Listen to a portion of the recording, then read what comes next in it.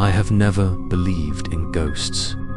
All the stories told on rainy nights, the rumors in the small neighborhood, or the yellowed diary entries found in old drawers, to me, were just ghost stories made up to scare children. But that night, when the clock on the table struck midnight, my worldview collapsed in an instant. My name is David. 5 years ago, my life was plunged into darkness when my younger brother, Michael, died in a horrific car accident.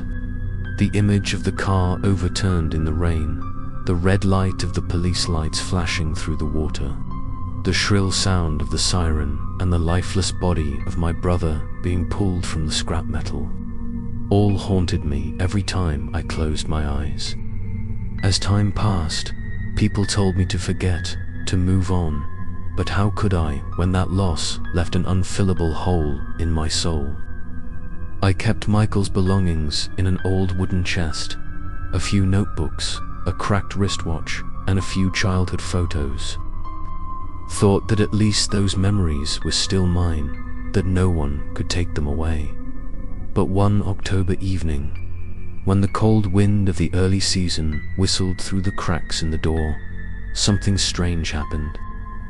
I was cleaning the living room when I suddenly found a faded envelope in an old drawer, stuck tightly in the wooden slot, as if someone had deliberately hidden it. On the envelope was written my name, David, in a shaky but painfully familiar handwriting. It was Michael's handwriting.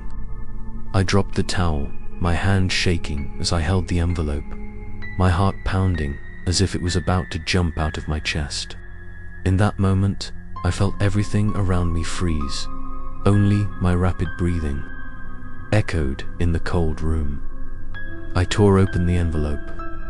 Inside was a neatly folded piece of paper, the writing blurred in some places, but still clear enough for me to read. Don't believe what people say. I'm still here. I was stunned.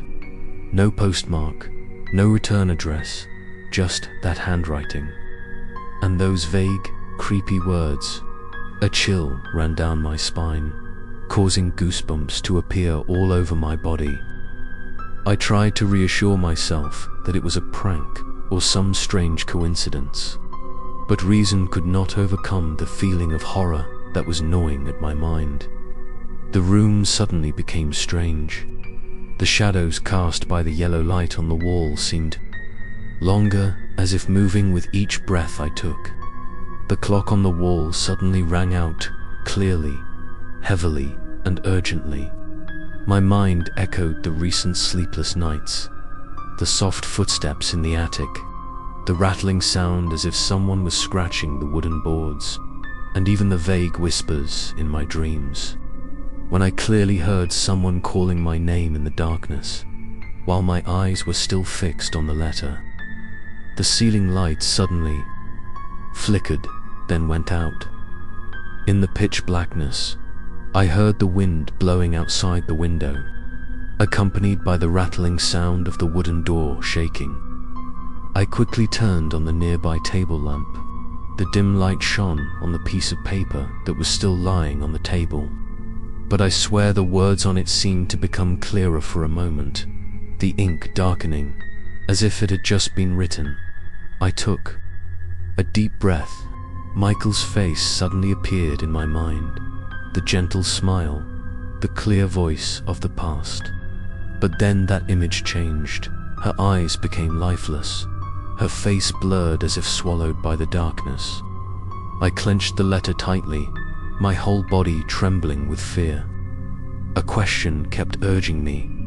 If this was really a letter from Michael, did it mean that my sister had never left? Or was there some force using her name to come back to find me? I decided to put the letter in the desk drawer and lock it. I told myself that tomorrow I would bring it to a friend who was a police officer to check. But that night, I couldn't sleep. Every time I closed my eyes, I heard Michael whispering in my ear, "Brother, I'm still here." That sound echoed as if coming from the empty room, both distant and close, making me shiver continuously. Exactly at 3 o'clock in the morning, when the clock chimed, I heard a knock on the door. 3 times, clearly, slowly, as if someone familiar was standing.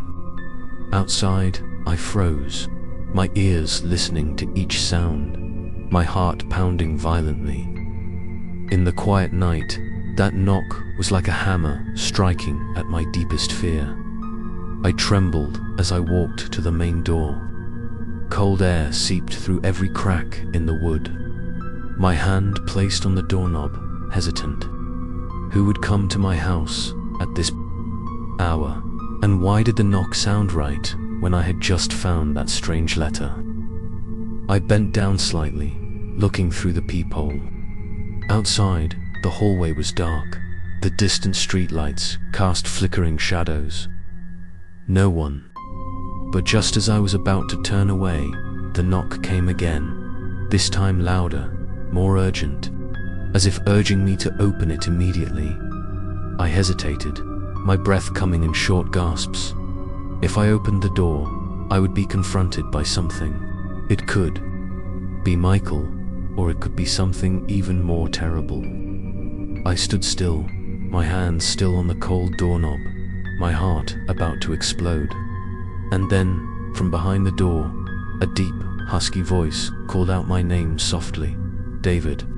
End of episode 1. Watch the next episode to find out who was waiting behind that door.